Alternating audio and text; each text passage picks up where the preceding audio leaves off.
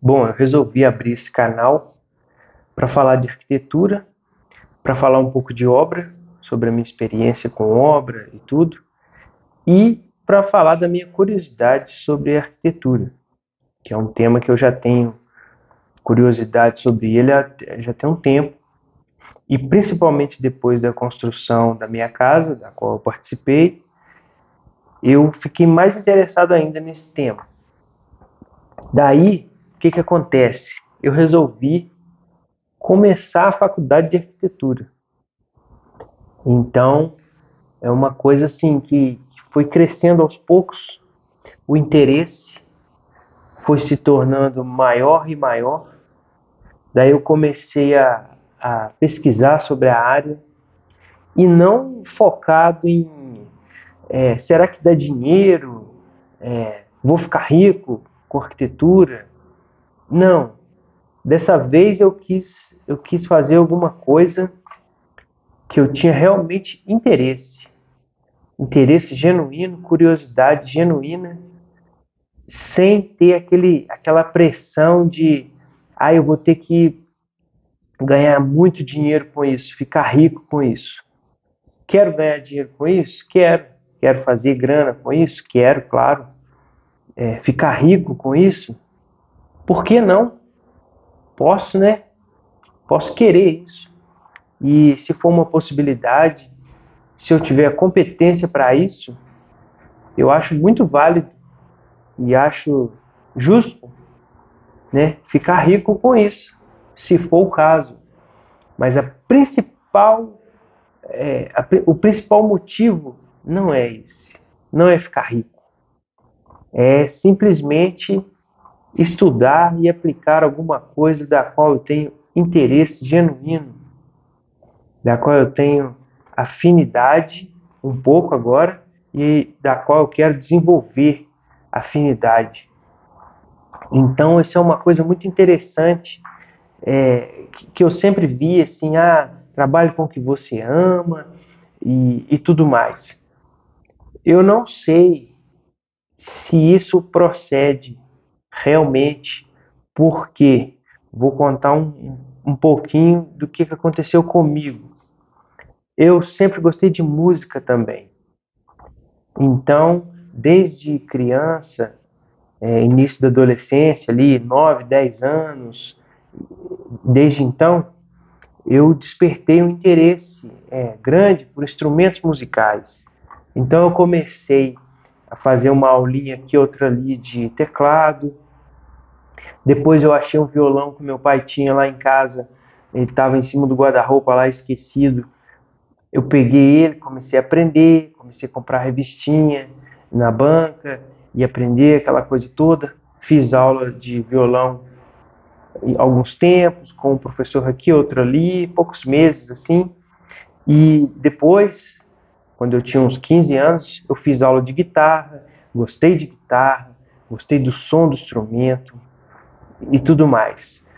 Só que eu fiquei com aquilo na cabeça, aquele sentimento, quase uma coisa platônica, de que eu poderia viver de música, eu queria viver de música, mas lá na minha casa não se tinha essa cultura e não se achava que músico era assim, que música era uma profissão, né? Vamos dizer assim. Então, passaram-se os anos, eu trabalhei com outras coisas, estudei outras coisas, me formei em outras áreas, né? Em outra área. Então, que eu fiz curso técnico e fiz faculdade também. Mas não foi na área da música. Quando chegou a pandemia, eu fiquei em casa, né? Tive a oportunidade de ficar em casa. E aí eu comecei a pensar, não, eu quero viver de música, eu vou desenterrar esse sonho, né?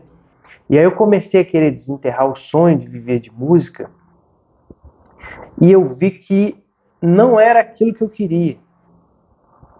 Não porque eu não gostava de música, mas porque o músico, ele é pago e ele ganha a vida dele esperando.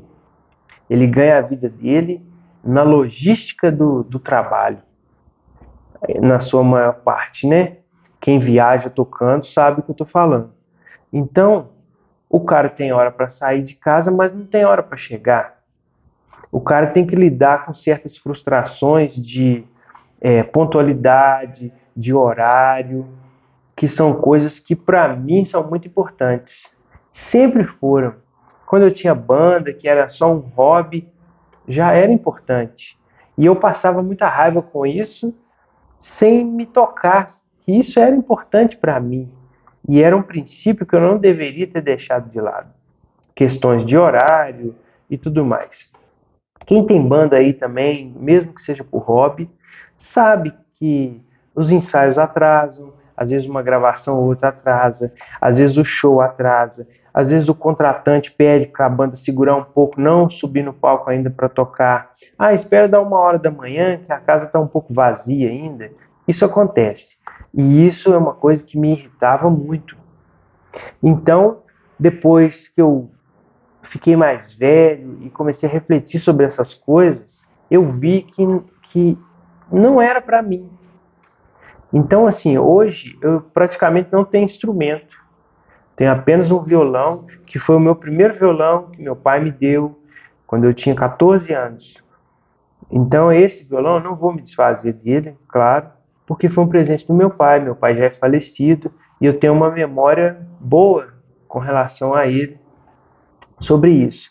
Esse violão que eu ganhei dele não é aquele que era dele, que eu achei em cima do guarda-roupa. É outro violão que ele me presenteou. Então, aquele outro eu já nem sei onde está. Ficou na casa da minha mãe e tudo mais.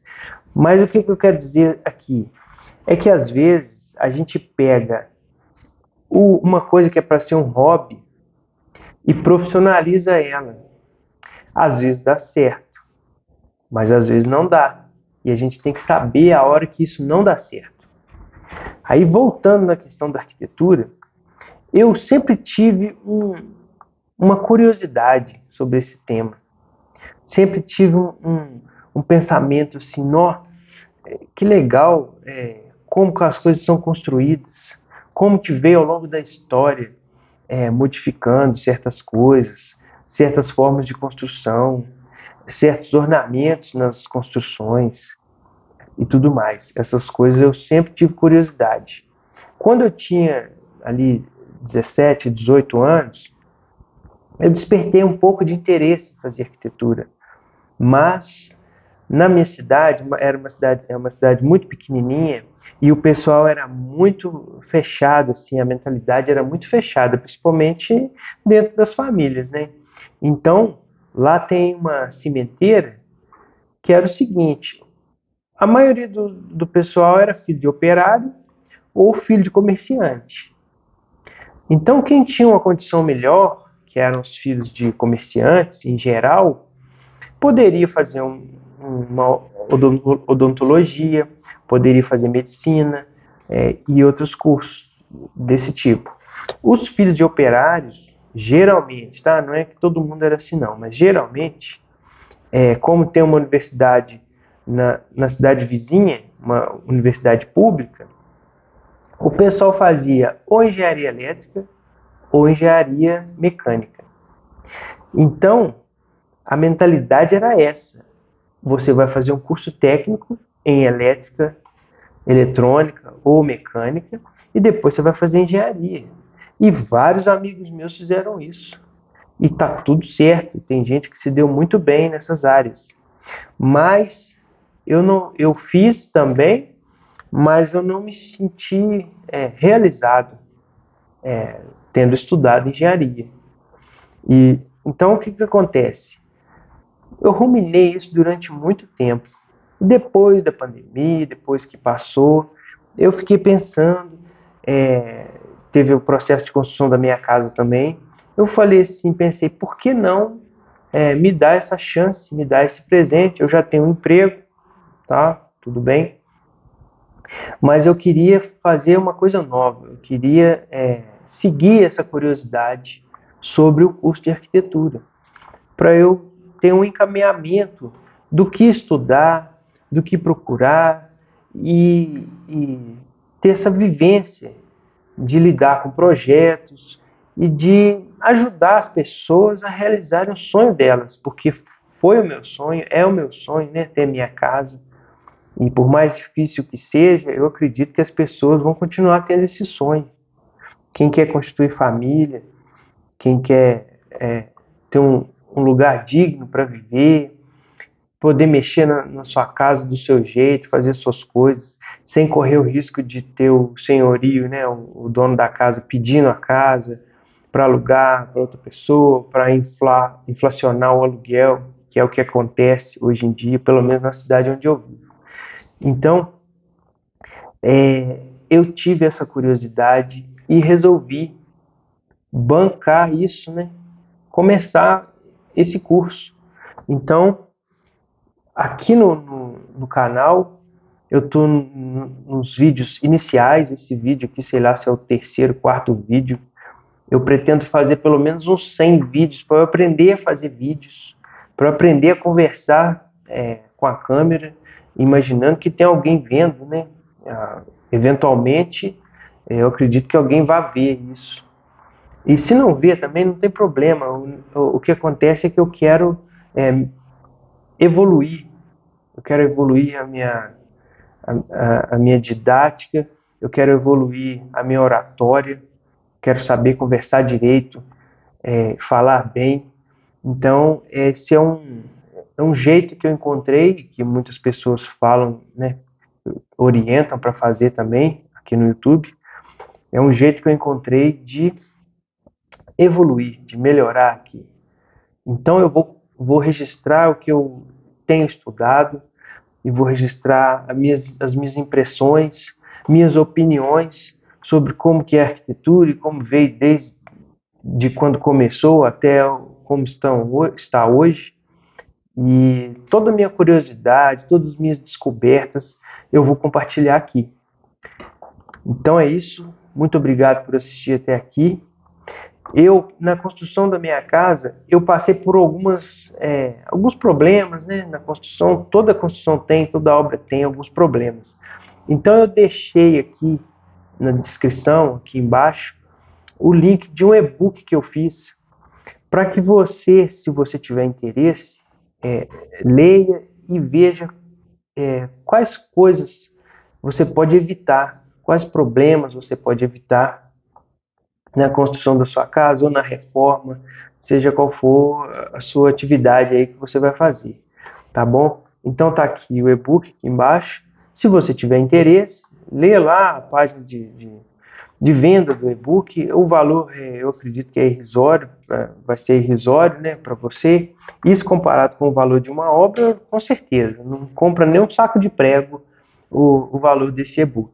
Mas, independentemente disso, dá uma lida lá que eu conto a parte, né, da minha história, por que eu resolvi construir, e tanta raiva que eu passei com aluguel e tudo mais, do dono pedir a casa, enfim, isso acontece mesmo, quem vive de aluguel sabe, e às vezes a gente arruma a casa, deixa no jeito, bonitinho assim, aí o dono vai e pede. Então, assim, são coisas que acontecem, e durante a construção né, da sua casa, durante a sua obra, a sua reforma, você tem várias coisas que você pode acertar com o construtor, com o pedreiro, com o pintor, com o eletricista, para facilitar para você, para depois você não passar tanta raiva, tanto aperto assim, porque realmente obra, quando é feita sem planejamento, quando é feita na correria, é complicado. O meu caso foi esse, então eu não desejo isso para vocês, para você que está vendo. Então, se você tiver interesse, quiser ver lá o e-book, está na descrição do vídeo, beleza? Até mais, valeu!